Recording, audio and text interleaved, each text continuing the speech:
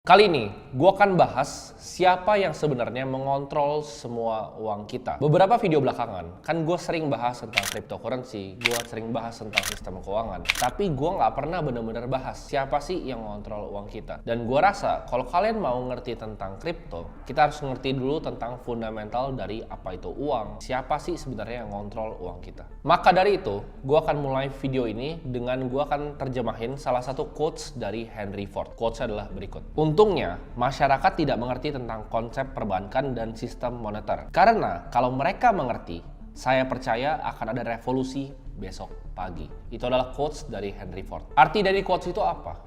Bahwa masyarakat itu punya pengetahuan yang sangat cetek terhadap apa? Terhadap sistem moneter kita, terhadap sistem keuangan kita, terhadap sistem central banking dunia. Di sini gue akan coba untuk buka sedikit ya pemikiran kalian terhadap apa yang sebenarnya terjadi di dalam sistem perbankan kita dan betapa jahatnya sistem central banking. Ini semua adalah pengetahuan yang gue rangkum selama kurang lebih 7 tahun berkecimpung di dunia financial market. Pertanyaan paling sederhana sebelum kita sibuk mikirin central banking, kita sibuk mikirin siapa sih yang kontrol uang, kita harus tanya pertanyaan fundamental dulu, yaitu apa itu uang? Ini ada yang mungkin jawabnya berbeda-beda. Oke, misalnya gue pernah dulu ngomong store of value. Ada yang bilang uang itu adalah alat tukar. Tapi apa sih sebenarnya uang itu? Kita nggak pernah diajarin ya, mau kita di sekolah, mau kita di kuliah, sama guru-guru kita tentang gimana sih caranya uang bekerja dan apa itu sebenarnya uang. Kita itu diajarin ya dari kecil bahwa uang itu adalah sesuatu yang susah dicari. Kita diajarin mungkin sama orang tua kita untuk menabung di celengan, ya kan, celengan ayam. Kita tabung, karena uang itu susah dicari. Jadi harus berhemat, harus simpen uang karena uang itu susah dicari. Jadi apa yang kita lakukan, kita sekolah ya kan, dapat nilai yang bagus, kita lulus, kita ke kuliah juga cari nilai yang bagus untuk bisa magang di perusahaan ya, magang di perusahaan lalu pelan-pelan naik tangga korporat jadi manajer dan lain-lain. Uang itu susah dicari, harus dicari dengan kerja keras, dengan tukar waktu kita dari jam 9 pagi sampai jam 5 sore. Nah, itu adalah pemikiran-pemikiran yang ditanamkan ke kita sejak kita kecil.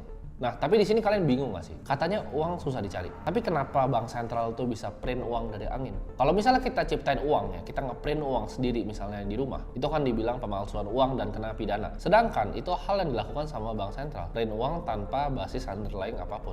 Jadi bingung kan kalian sebenarnya? Uang itu cara kerjanya bagaimana? Di sini gue akan kasih contoh ya, pakai dolar. Kenapa? Karena dolar itu adalah reserve currency-nya dunia. Uang kertas ya, kertas formatnya US dollar itu hanya 4-8% dari total semua uang yang beredar. Nah, kalian ada yang pernah mikir kayak gini nggak? Karena ini pemikiran yang gue sebenarnya punya dari kecil, tapi gue nggak pernah punya jawabannya. Uang itu kan di print ya. Kita kasih contoh pakai US dollar. US dollar itu kan di print, karena kita tahu bahwa untuk ngeprint uang aja itu kan ada value-nya pasti. Ada butuh uang untuk ngeprint uang. Dari setiap 10 dolar note, itu mereka harus keluarin uang senilai 3 sen. Jadi harga untuk print uang, kan uang cuma ada dua, antara dia formatnya kertas atau formatnya koin. Untuk yang kertas, tiap 10 dolar note di US itu butuh 3 sen. Jadi tiap keluar tuh ya, tiap ke print 10 dolar, mereka udah untung 9,97. Kalian banyak yang nggak tahu nih bahwa mereka aja cuan dari ngeprint uang. Kalian bayangin, mereka cuan 9,97 dari tiap ngecetak 10 dolar note. Nah, ini uangnya masuk kemana? Uangnya akan masuk ke dalam tax revenue pemerintah, namanya seigniorage. Kita tahu bahwa konsekuensi dalam ngeprint uang dalam jumlah yang banyak tentunya ada, yaitu inflasi. Dimana kalau misalnya harga apel itu udah setara sama misalnya 1 juta dolar, dolar itu udah nggak ada artinya. Nah, ini beberapa negara yang udah terjadi sebenarnya, seperti contohnya Argentina, Venezuela, dan kita lihat juga di Zimbabwe. Jadi uang itu di sana udah digambar-gambar, dibuang-buang di jalanan, orang pakai gotong-gotong, pakai truk. Kenapa? Karena uang itu udah nggak ada artinya ketika udah terjadi namanya hyperinflation. Nah, sebenarnya uang itu adalah tolak ukur value. Anggap fiat itu seperti tolak ukur value yang terus tergerus dari inflasi. Di chart ini ya, kalian bisa lihat dari USD relative purchasing power. Jadi dia nilainya terus tergerus turun. Untuk bisa masuk lebih dalam lagi ke pertanyaan fundamental, yaitu apa itu uang, kita harus lihat uang seperti ini. Kan uang itu kita tahu bahwa itu adalah tolak ukur value ya. Tapi apa sebenarnya value itu sendiri? Jadi kayak misalnya kita balik ke zaman dulu, kita tinggal di sebelah sungai. Kita punya dua opsi untuk misalnya mau nangkap ikan. Kita mau keluarin banyak waktu kita untuk nangkap pakai tangan, atau kita buang misalnya 3 jam, 4 jam waktu kita untuk cari kayu, ya, bikin kayunya jadi tajam, bikin rapih jadi tombak. Jadi kita nangkap ikannya ntar ke depannya lebih gampang. Nah, tombak ini memiliki value. Kenapa? Karena kita membutuhkan waktu untuk bikin tombak ini. Jadi sistem barter itu misalnya orang punya apel berapa, tuker sama tombak yang kita bikin buat dia gampang nangkap ikan. Jadi sebenarnya konsep value dari paling dasar adalah waktu. Nah, sebelum tercipta uang, untuk penukaran value atau waktu ini, orang menggunakan yang namanya emas. Emas atau bahkan kain di zaman 130 BCE China. Jadi waktu itu masih zaman di Cina pakai kain. Tapi akhirnya ini kita menggunakan yang namanya emas. Dulu sempat juga pakai garam. Yang paling lama, yang standard test of time itu adalah logam mulia atau emas. Nah, tapi pertanyaannya kenapa dari emas itu bisa berubah ke uang kertas ya? Kenapa dari emas bisa berubah ke fiat? Karena kalau misalnya gini, kita mau beli kopi deh. Kita mau beli kopi, itu harganya 1 keping emas. Tapi 1 keping emas itu value-nya terlalu tinggi untuk secangkir kopi. Jadi yang dilakukan apa? Tercipta bank pertama itu karena kepingan emas itu ya dititipin di bank. Terus mereka keluarin note. Mereka keluarin note bahwa satu kertas ini menjamin kalian punya 1/10 dari kepingan koin tadi. Ya, jadi 1/10 ini bisa dipakai untuk beli kopi. Karena kalau tukar sama 1 keping terlalu banyak kan. Jadi dia bikin ini adalah perjanjian, ini kalian punya 1/10 dari emas kepingan tadi. Itu diciptakan uang kertas itu pertamanya karena kayak gitu. Jadi uang itu pada konsep dasarnya itu adalah sebuah store of time. Contohnya apa? Kalau misalnya gini, kita mau beli makanan ya, kita mau beli makanan dari Gojek. Kita keluarin uang untuk bayar drivernya, kita keluarin uang untuk bayar makanannya. Makanannya kita bayar ke restoran yang itu mereka punya banyak chef di sana misalnya. Kita bayar ke drivernya untuk tukar waktu apa? Untuk kita nggak usah ngambil ke restorannya, jadi kita bayar driver Gojek, waktu driver Gojek. Jadi yang kita bayar sebenarnya adalah waktu dan uang itu adalah store of time. Nah, kita kan udah dapat gambaran ya tentang apa itu uang sebenarnya. Tapi kita harus tahu siapa sebenarnya mengontrol semua uang ini. Ini dimulai sejarahnya tahun 1694, di mana Inggris itu perang selama 50 tahun berkelanjutan. Akibatnya apa dari perang selama 50 tahun ini? Ya tentunya habis ya, nggak punya uang lagi. Lalu para politisi bingung, mereka mau lakuin political campaign-nya kayak gimana? Uangnya udah nggak ada lagi. Nah, para politisi ini butuh uang untuk ya kebutuhan politik mereka. Tapi uangnya udah habis karena dipakai perang terus-terusan selama 50 tahun. Maka salah satu banker jenius bernama William Paterson itu kasih saran, gimana kita bikin sebuah entitas baru yang terpisah dari pemerintahan, yang bisa pinjemin uang ke pemerintahan dengan uang yang dicetak dari angin. Jadi ini adalah titik mulai lahirnya central banking di dunia. Bank sentral itu memiliki sebenarnya kekuatan di atas politisi manapun, hukum, pemerintahan manapun, bahkan negara. Nah, ini adalah sebuah konsep yang dicoba berkali-kali waktu itu di Amerika. Jadi mereka mau ngambil konsep central banking di Inggris yang diciptakan William Paterson ini untuk dibawa ke Amerika. Tapi ini gagal. Sampai akhirnya ada beberapa banker yang mau mencoba untuk meng-establish central banking di Amerika.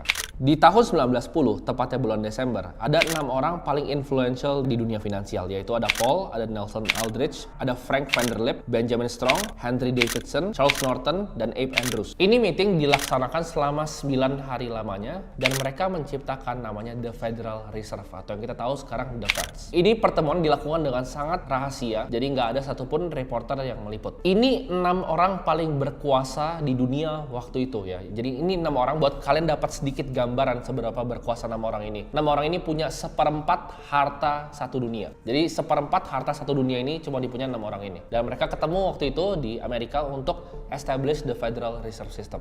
Nah, ini adalah kebohongan yang sebenarnya mereka bawa. Ya, mereka bilang the Federal Reserve ini dibikin untuk menstabilkan ekonomi, untuk menjaga ekonomi dan lain-lainnya ke masyarakat. Tapi yang sebenarnya terjadi adalah apa? Kalau sampai Bill Federal Reserve ini tembus sama Kongres, yang bisa dilakukan sama mereka 6 orang ini adalah kemampuan untuk mencetak uang dari angin. Jadi ini sangat sebenarnya bahaya.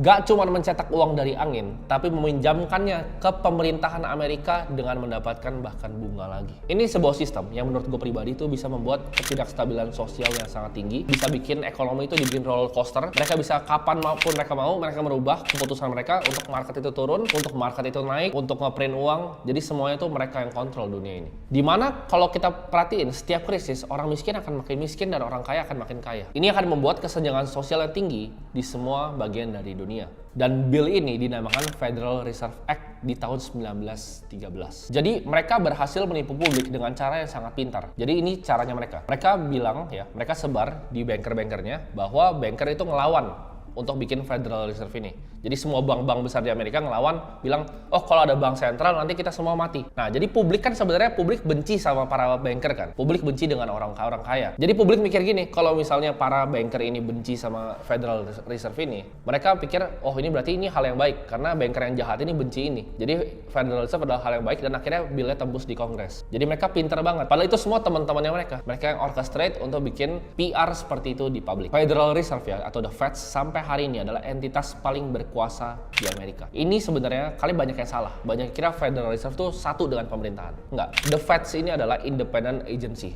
Mereka nggak tunduk pada pemerintahan. Tidak ada satupun government agency yang bisa ambil action terhadap Federal Reserve. Tidak ada audit, tidak ada yang ngeliatin ngapain Federal Reserve ini. Mungkin kalian yang nonton video ini bingung, apa hubungannya sama gue? Ini kan di US, Federal Reserve Central Banking kan US dollar. Apa hubungannya? Ini adalah sistem yang dicontek sama semuanya bank sentral ya. Contohnya apa? ECB Euro sistemnya Eropa, bahkan Bank Indonesianya Indonesia. Semuanya tuh contek sistem Federal Reserve ini sama. Negara yang nggak punya bank sentral cuma 3, Iran, Kuba, dan Korea Utara. Semuanya itu punya.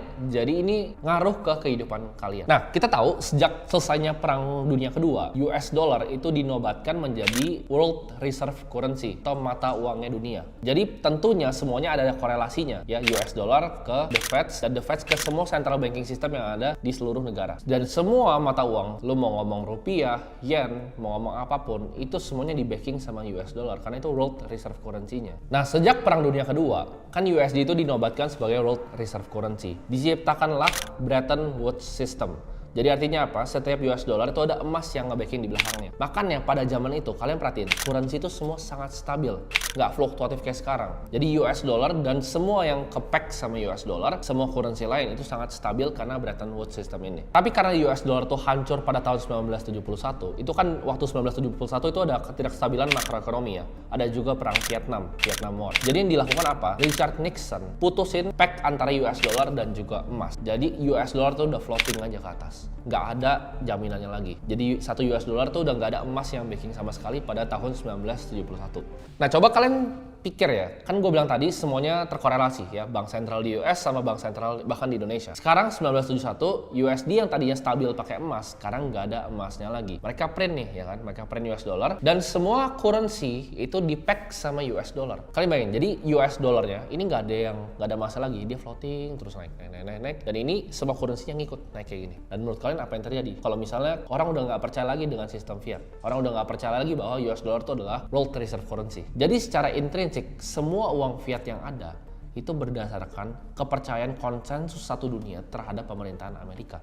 Karena uangnya ikut semua sama US dollar yang di-print dari angin. Jadi ini cuma kepercayaan pada sistem pemerintahan Amerika. Kalian pernah ada yang nanya nggak sih, kenapa sih nama uang itu adalah fiat ya kan? Fiat money, fiat currency. Ada yang tahu nggak arti dari Latin dari fiat itu apa? Fiat itu sama dengan let it be done. Jadi artinya apa? Pemerintah bilang udah ya jadi aja. Itu adalah bahasa Latin dari fiat. Jadi pemerintah sama aja kayak ngomong itu tuh uang ya, lu percaya aja bahwa itu tuh uang. Artinya setiap US dollar yang di print otomatis uang yang lain jadi lebih sedikit tidak berguna. Kenapa? Karena dia paling kuat ya. Ketika dia di print lebih banyak ya rupiah pasti akan melemah. Kita lihat aja sekarang 15.700. Nanti mungkin kalian kalau nonton video ini 3-4 bulan lagi udah 16.000 rupiah. Dan kalian bisa bayangin nggak sih, selama 2021, 40% US dollar yang beredar di dunia itu di print dalam waktu 1 tahun pas COVID. Kalian bayangin, 40% uang yang beredar. Nah, negara-negara yang superpower yang besar yang lainnya seperti Cina dan Rusia udah sadar akan hal ini. Barusan beberapa minggu ini, Alexander Venediktov dari Rusia bilang seperti berikut. Bretton Woods system is failing. Jadi mereka mulai jualin reserve USD-nya buat ditukar sama emas beneran. Jadi kalau kita lihat di Cina, di Central Bank Cina, Central Bank Rusia, apa yang mereka lakukan? Mereka udah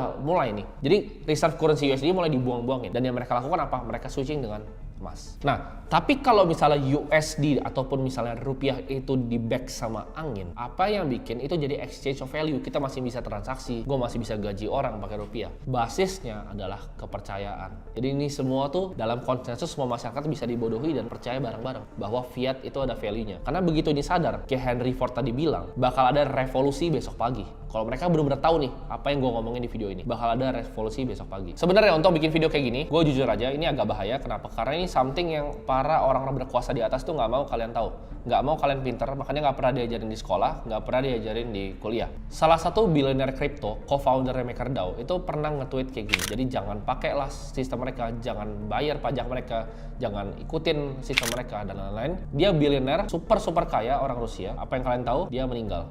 Meninggalnya di mana? Di depan rumahnya di pantai.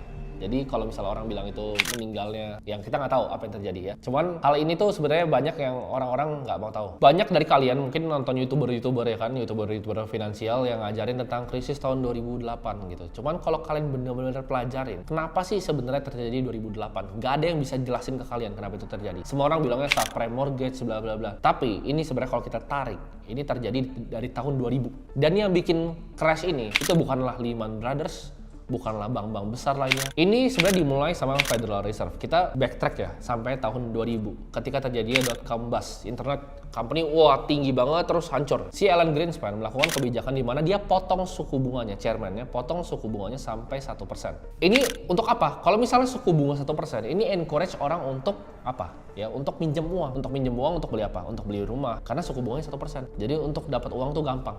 Semua orang beli rumah. Kalau semua orang beli rumah dengan minjam, apa yang terjadi dengan harga rumah? Karena semua orang minjemnya gampang, harga rumahnya naik, terbang.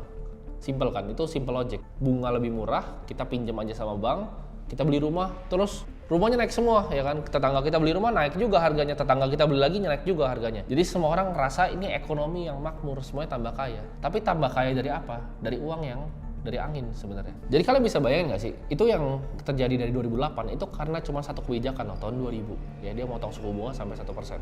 Udah, habis itu hancur 2008 ya. Kalian bisa bayangin dia bisa ganti-ganti gitu. Suka-suka dia mau market dihancurin tahun 2008. Mau tahun 2020 Covid dihancurin, ya kan? Dihancurin dulu tuh di awal tuh. Terus dia bilang, "Oke, kita quantitative easing," ya kan? Namanya keren. Quantitative easing itu kan sebenarnya nge-print duit. Kalau kita yang nge-print duit dibilangnya penipuan. Dia bisa print duit, 40% dari uang yang beredar. Dimasukin di market jebret, S&P terbang ya. Dari V jadi V-shaped recovery. Mereka bisa manipulasi market seperti itu. Jadi kalian bayangin nggak betapa dunia ini dikontrol sama sebagian kecil orang. Maka dari itu, setelah terjadinya krisis tahun 2008, tahun 2009 muncul tuh white papernya Satoshi, peer-to-peer electronic cash system, yaitu Bitcoin. Ini adalah revolusi moneter yang mau coba dibawa sama Satoshi. Kenapa? Karena ini adalah sistem uang yang rely dari coding dan juga software, bukan sama Federal Reserve dan perbankan sentral. Jadi nggak pernah bisa diotak-atik, nggak pernah ada yang bisa atur, nggak ada yang bisa gocek-gocek gitu. Oh ini naikin suku bunga segini segala macam. Tapi itu semua based on coding, matematika, dan juga fisika. Jadi kalau misalnya kalian mau ngerti tentang dunia kripto, kalian harus ngerti dulu tentang dunia uang ya. Mungkin ini gue nggak bisa bahas semuanya di satu video, tapi mungkin akan gue bikin series ya. Kalau misalnya video ini kalian suka, gue akan jelasin lebih dalam tentang cara Federal Reserve bekerja, cara uang bekerja. Tapi ini anggaplah video ini sebagai intro ke kalian punya pemikiran sendiri, punya ideologi sendiri. Jadi jangan cuma percaya dikasih tau, oh ini tuh uang, kalian percaya ini uang. Itu alasan kenapa gue believe in cryptocurrency. Karena gue nggak percaya bahwa uang itu sebenarnya value-nya seperti apa yang dibilang sama mereka. Dan kenapa gue percaya kepada Bitcoin? Karena ini adalah revolusi moneter yang sedang terjadi di depan mata kita sendiri. Itu adalah aset tercepat untuk mencapai $1 triliun market cap dalam waktu 1 dekade aja. Nah, gue bisa bener, tapi gue juga bisa salah. Tapi this is a bet I'm willing to take.